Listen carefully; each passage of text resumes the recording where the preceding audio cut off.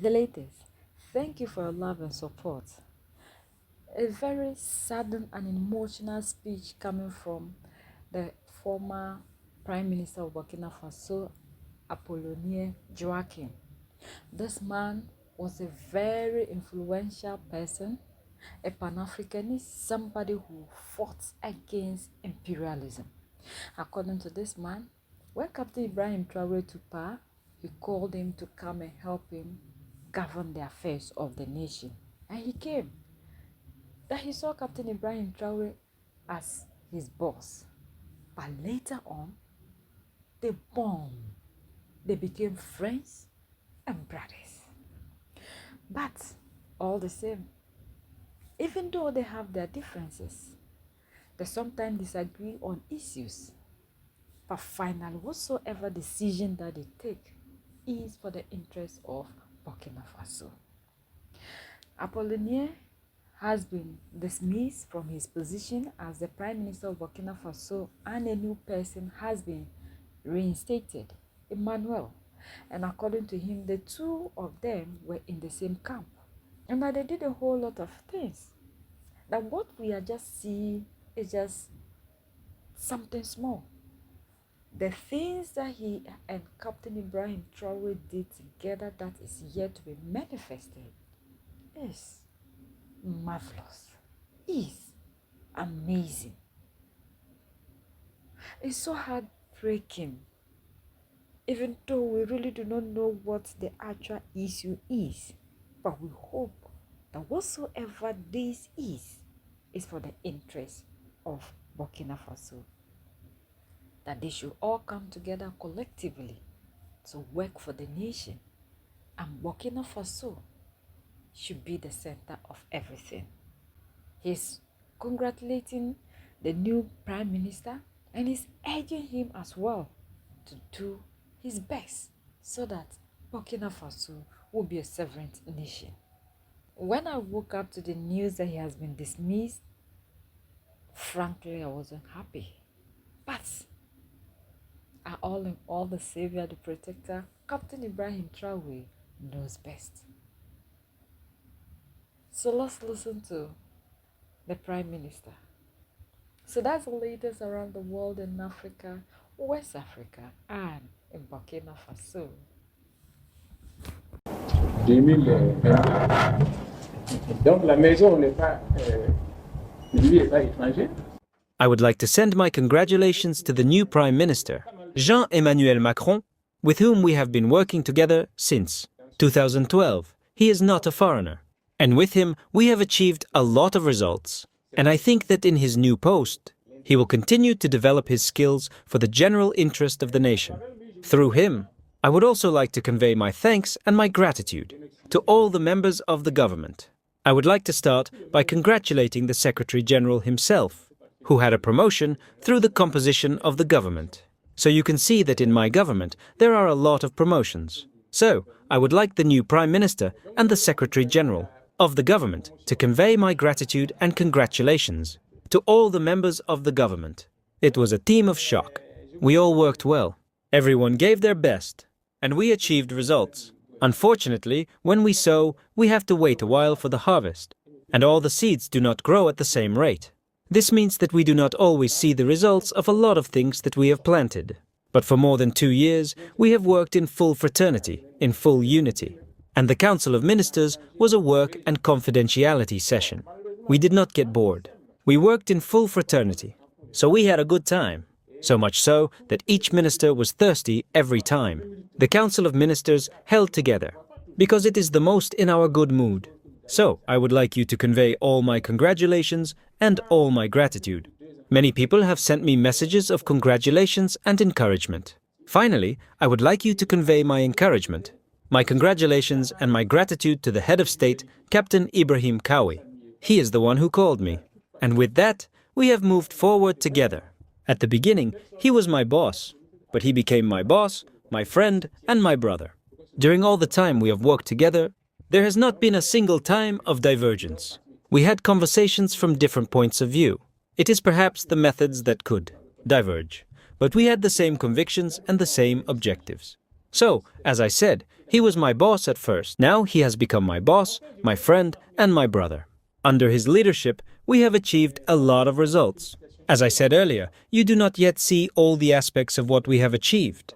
But, as I assumed, there is an advantage. You have seen the inauguration of a tomato factory in Bogota. There are others. There is the mining residue treatment plant.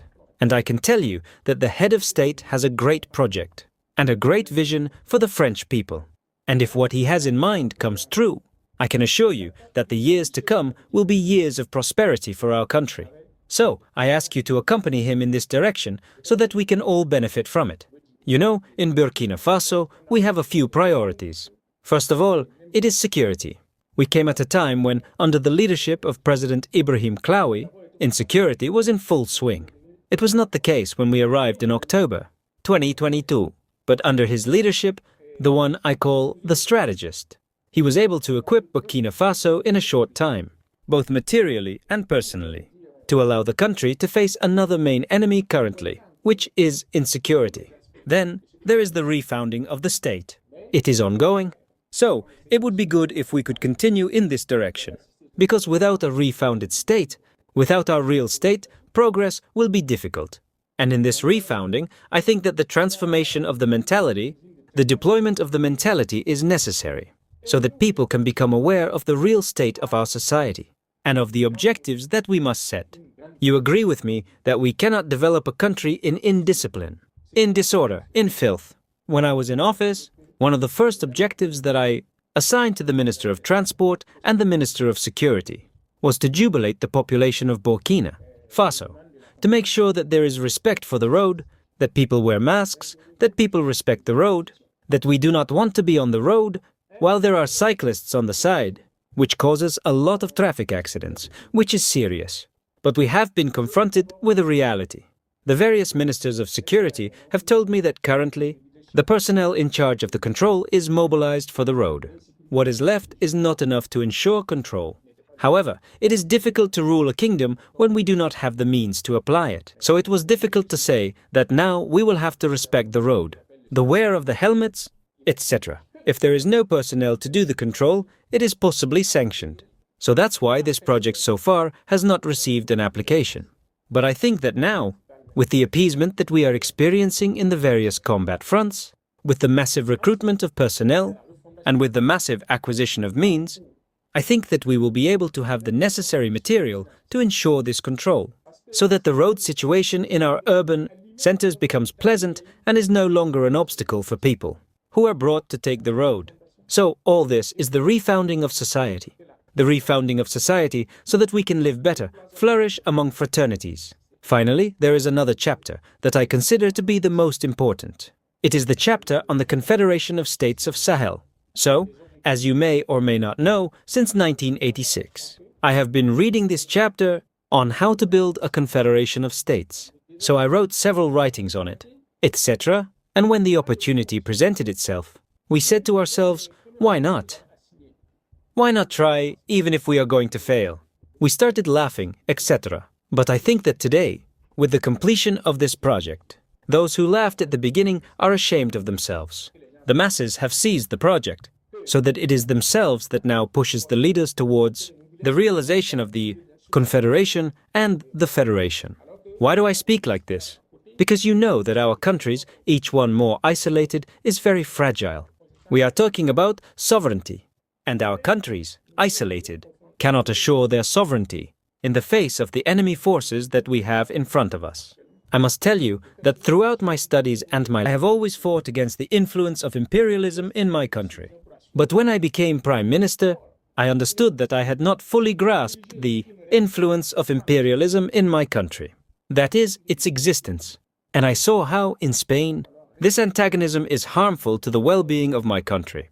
You know, often in my statements, I come back to this point so that people become aware of it. But when you are not confronted with these effects, it is difficult for you to understand this message. So, the influence of imperialism in the development of our societies is very big. And so, if we want to evolve, we will have to manage to overcome this, to find our own way of developing ourselves. However, in so many isolated states, it is difficult. If we put together, we can build a strong bloc, on the level of the population, on the level of the economy, on the military level, to be able to resist in the face of all the attempts of imperialism to dominate us. You can witness what happened during the coup d'etat of General Thiali in Nigeria. If there had not been the solidarity of Mali and Burkina Faso, imperialism would not have hesitated to intervene, to leave the massacres of the Nigerian civilian population, to reinstall their agents in power. So, it's quite simple. I would like this construction site, the Constitution of the Confederation of States of the IAS, to consolidate so that we can reach a federation and stabilize our institutions in the region, to be able to face the challenges of the struggle against external influences and the challenges of development and free movement of our populations. So, here are the construction sites that are there, that are permanent. And that's to tell you that you will have a lot to do. But I think your task is much easier, because now the insecurity is more and more jubilant, and people are also starting to understand. When we arrived, most people had their minds formatted on the Western model. That is to say, that thinking was directed. People were not convinced that we could think differently. But now we have noticed that, with the work that we have started to do, many are beginning to understand that we can think differently and we can build ourselves differently. So the task is a little easier. And, fortunately, you have a qualified staff. Whether it is your Secretary General, whether it is your cabinet here, who is ready to take up the challenges, so that we can trust them. In any case, just like within the government, as I told you, I was in good intelligence with all the ministers, who were placed in the different governments.